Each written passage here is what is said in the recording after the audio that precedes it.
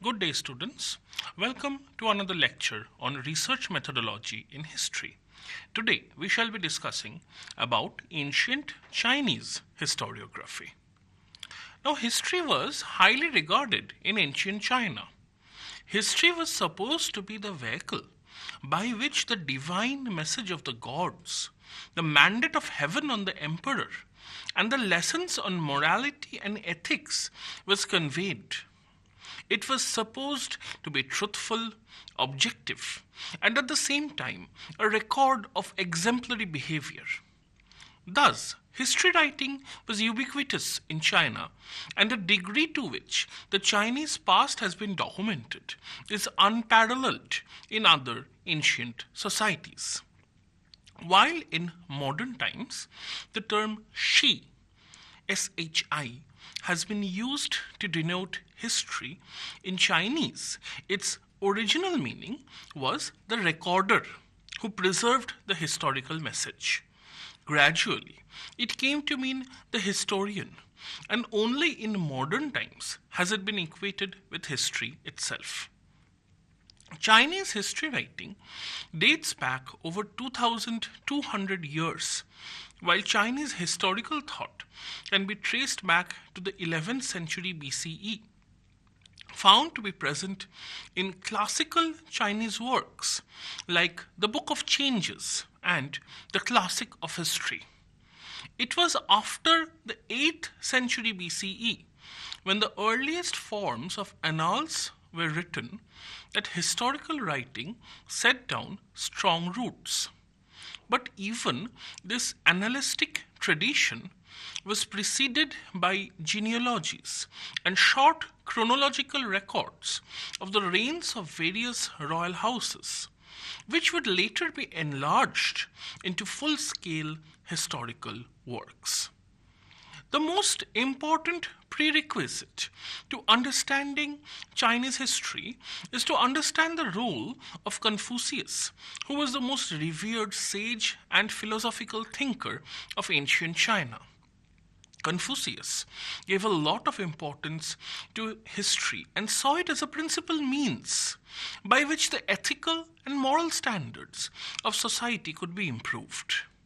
His philosophical tradition wanted to do away with the mystical, oracular ideas and set down the importance of a concrete written past that gave more importance to humans than to gods.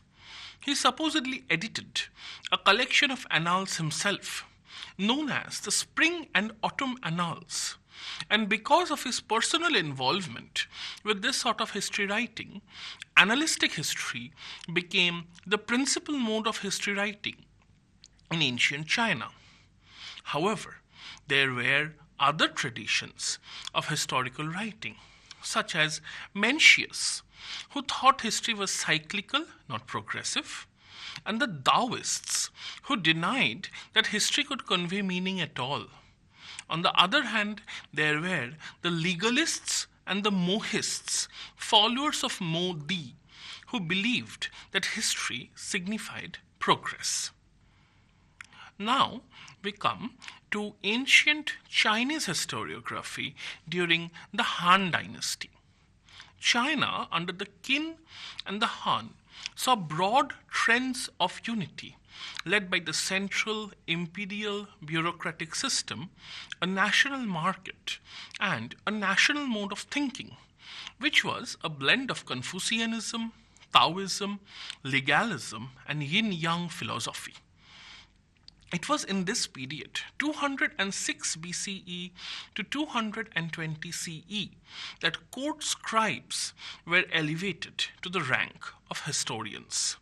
The most remarkable historian of this time was Sima Qian, who himself had learned history from his father, Sima Tan. Both father and son were regarded as grand historians and were pioneers in ancient Chinese historiography. They tried to bring together and compile all existing material on Chinese history, including the earliest chronicles. Their own commentary on these texts were kept entirely separate. Sima Qian traveled extensively to collect old texts and add to this grand compilation. He primarily used texts from the Confucian tradition and regarded the old classics as the best, truest accounts of the past. So much so that he used classics to judge the veracity of other texts. Embedding himself firmly in the Confucian tradition, he saw himself to be a transmitter of divinely guided history. To him, the historian not only had to search for the past, but to understand and convey ethical principles for the benefit of present and future generations.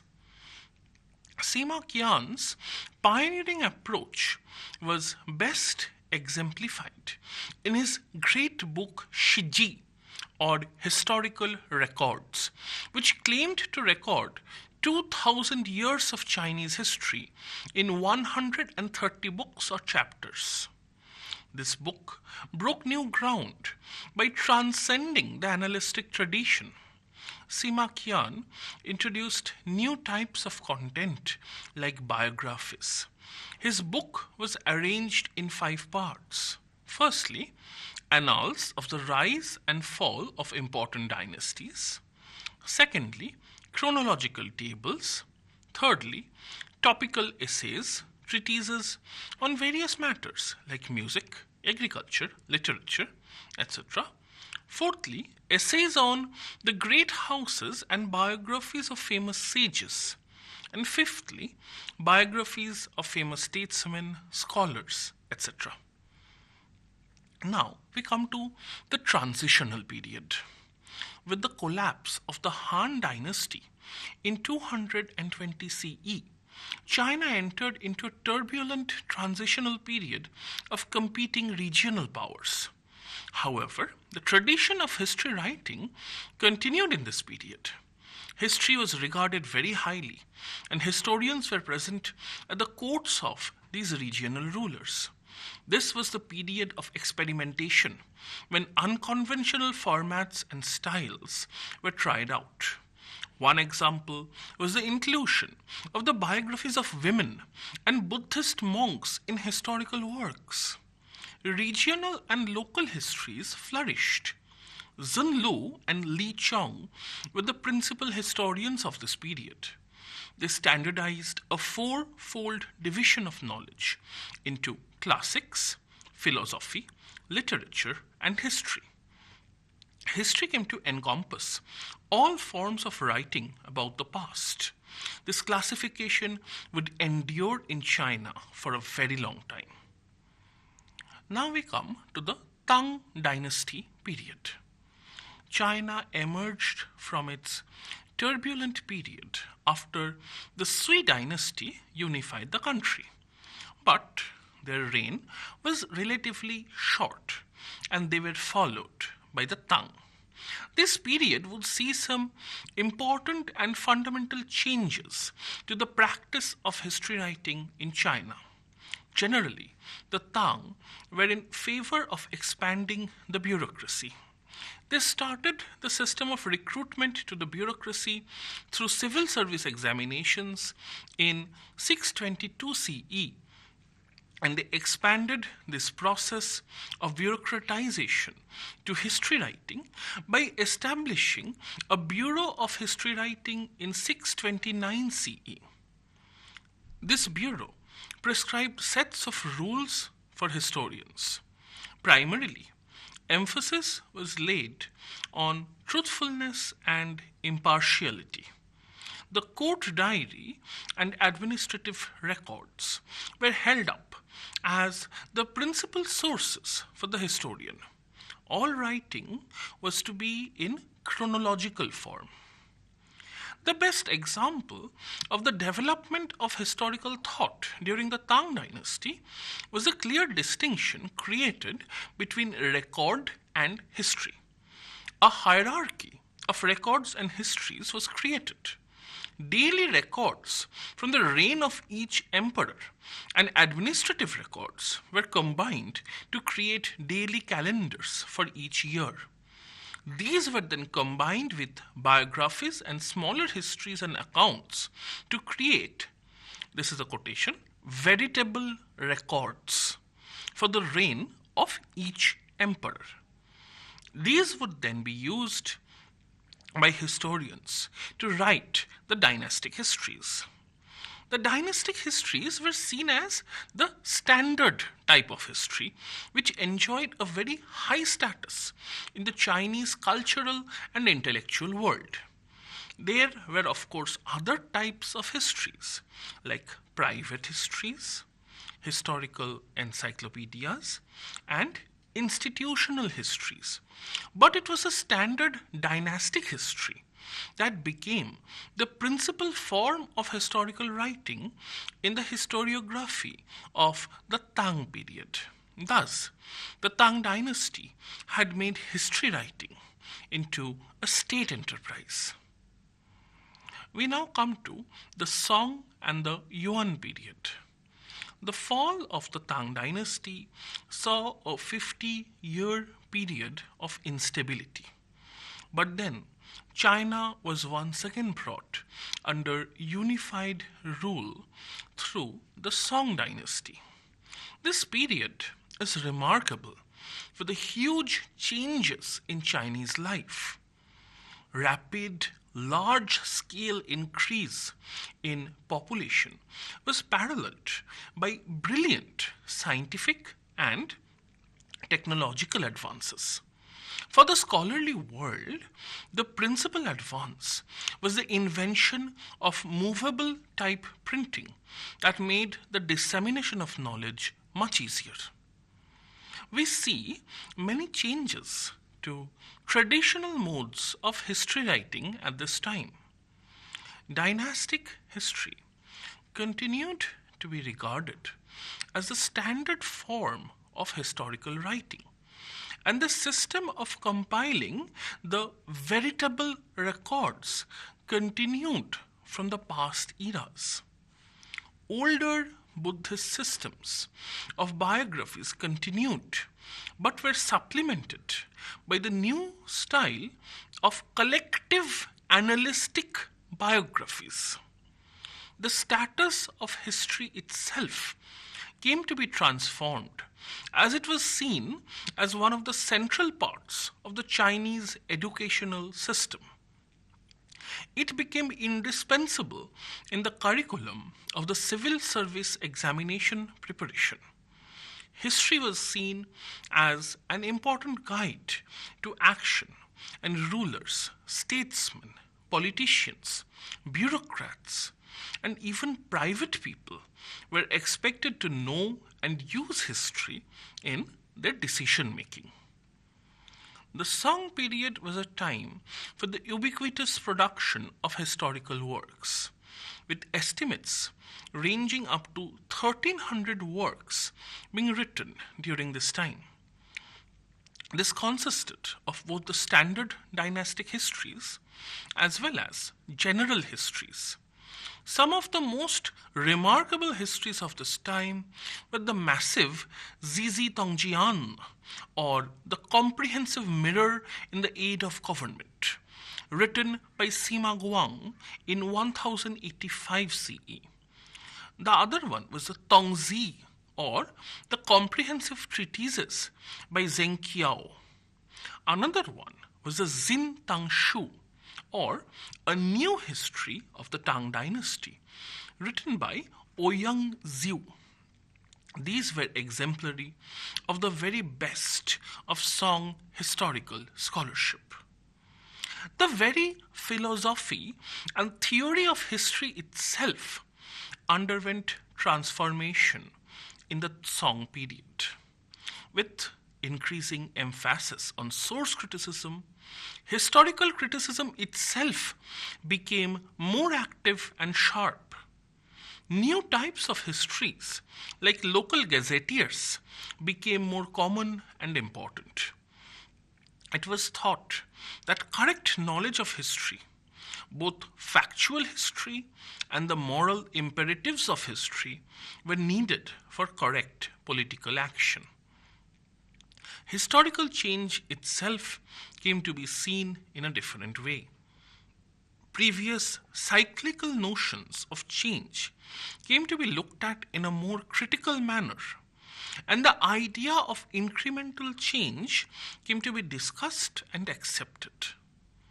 This idea was reflected in the activities of antiquarians who collected bronze relics from the very ancient period.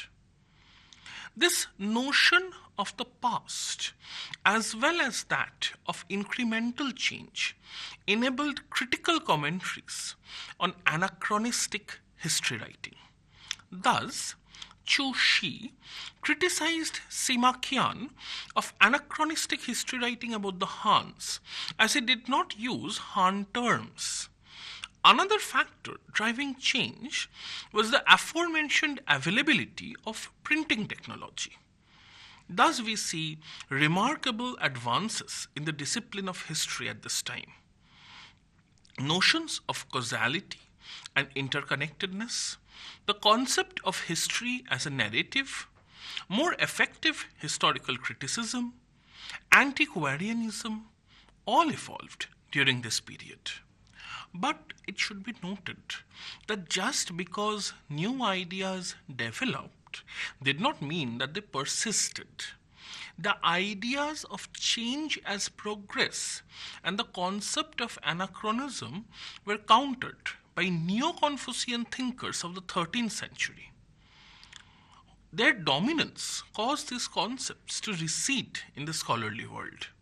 Their influence meant that universalism, transcendentalism, and normative thinking that judged everything against the sayings of the sages became the dominant trend in the Chinese intellectual world.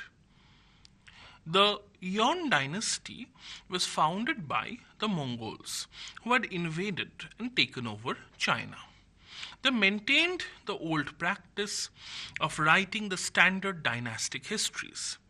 In addition to this, private histories, historical novels, and many types of historical literature flourished. The most notable historian of this era was Ma Duanlin, who wrote the massive Wenzian Tongkao, or Comprehensive Investigation of Literary Traditions. This book was a cultural history of China.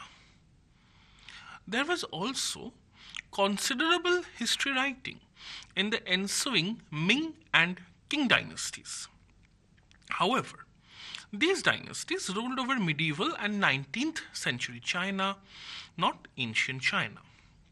Therefore, this is a good time to stop the survey of Chinese historiography in a strictly chronological method and to focus on some of the more important defining features of Chinese history writing. These features are dynastic histories, the Chinese idea of truth in history, and literary traditions in history. First, we will look at dynastic histories.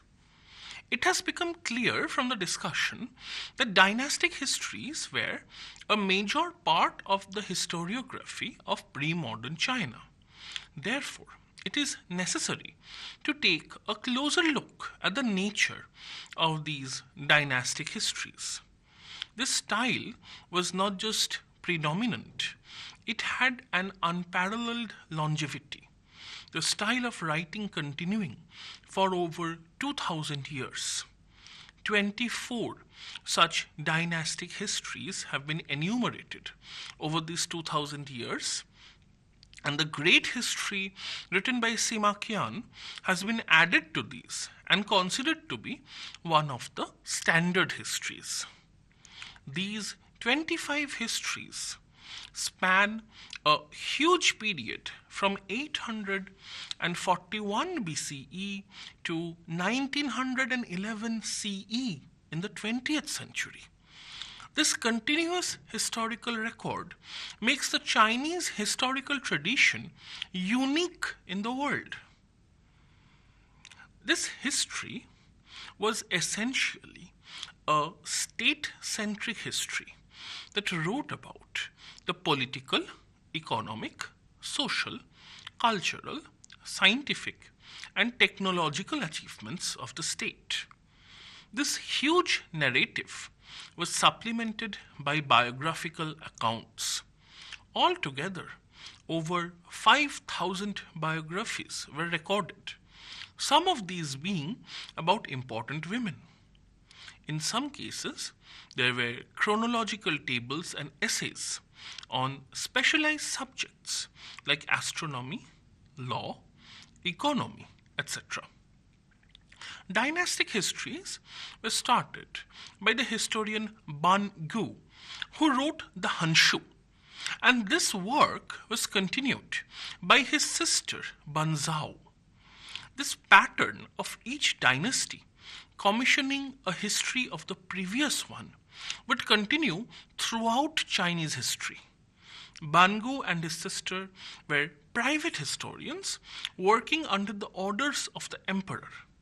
But with time, this history writing would become a state enterprise commissioned, financed, and governed by the imperial bureaucracy. These offices not only compiled and composed the histories of the previous dynasty, but also prepared the records which would serve as the source material for the next dynastic history. Once a dynastic history was written, the sources for it were destroyed to prevent any possibility of the history being revised or rewritten in any way. This was done because these histories had to serve as normative histories, modeling codes of conduct, and thus any revision of these was absolutely out of the question. Hence, the most other historians could do was reinterpret these histories in their own ways, but without the benefit of the original sources. We now come to a discussion about truth and objectivity in Chinese historiography. Traditional Chinese historiography had always emphasized that history needs to be truthful. Historians like Sima Qian repeatedly emphasize this as a core quality for all historians.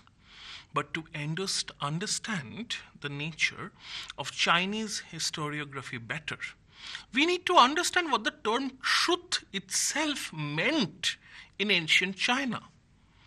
In Chinese culture, understanding of the term truth was quite different from Western ideas. At the core of Chinese attempts to understand truth was the never-ending quest to ascertain the Tao, or the way. The Tao was the prescriptive norm for all human affairs, literally meaning the way things ought to be. The Tao was a representation of the eternal natural laws which the Chinese believed governed history and its development. So, understanding the Tao meant understanding the evolutionary path of history and hence understanding the truth of history. History itself was thought to be nothing more than the manifestation of Tao in this world. Thus, it was the Tao that was the normative standard against which the achievements and actions of historical individuals or groups would be judged. Thus, while the Chinese repeatedly emphasize such qualities as trustworthiness, reliability, or honesty to be essential to a religious text, they did not mean that a text would correspond to historical reality. Thus, for example, the great Chinese historian Sima Qian judged the reliability of his sources by the extent to which they adhered to the 6 classics. Similarly, when the historian Ban Gu criticized Qian, it was not because Qian's history deviated from reality or misrepresented fables as facts, but because he did not adhere enough to the classics. So in China, truth and objectivity had nothing to do with the actual past reality, but with fidelity to the sources. Thus, Chinese historians often edited or reproduced material from older historical records. These writing practices were motivated by ideology and not adherence to any sort of factual reality. To Chinese historians, history was what was written in the sources, not what had actually happened in the real world. Thus, Chinese historians were far more concerned with distilling the messages of good and evil from past histories and reproducing them so that historical writings would fulfill a didactic purpose. So, truth was basically the proper presentation of the ethical message of history. This is why many modern scholars opine that Chinese historical writing should be better characterized as ethics or moral thought. Thus, in this moralizing tradition, historical judgment was not just common but required. One of the best known examples was in Bangu's Hangshu, where more than 2,000 historical characters were arranged in a gigantic table, where they were characterized into 9 groups, ranging from sage to fool. Many modern historians have argued for this reason that these state histories were essentially representations of the state ethical opinions and not history texts in any conventionally understood sense. We will now discuss the connection between literature and history writing. The relationship and boundary between literature and history has been an issue that has concerned historians of all cultures. In China, history writing was seen as a literary activity. Historians like Sima Qian were also skilled poets, and poetry was not really seen as distinct from history. Similar rules governed their composition, and historians were often poets and writers of fiction. An ancient Chinese book, the Wenzin Dialong, or the reason, materials to the literary mind, and the carvings of dragons, was the first book that had set forth the rules for history writing. And yet, this was a book about literary criticism. This literary influence was thus clearly apparent in Chinese history writing, in its emphasis on myths, legends, fables, and the importance of literary style in composition. Now, finally, we can come to our conclusion. Thus, we can see that China possessed a tradition of historical writing that was unparalleled in its age and continuity. And yet, it was in its nature fundamentally different from Western and modern notions of history. This serves to remind us that prior to the modern age, there was nothing even resembling a single tradition or definition of history, and different cultures developed rich scholarly traditions from their own practices. Perhaps this is also an indication to reconsider the Western domination on current conceptions of history and make room for different ideas of history in scholarship. Thank you.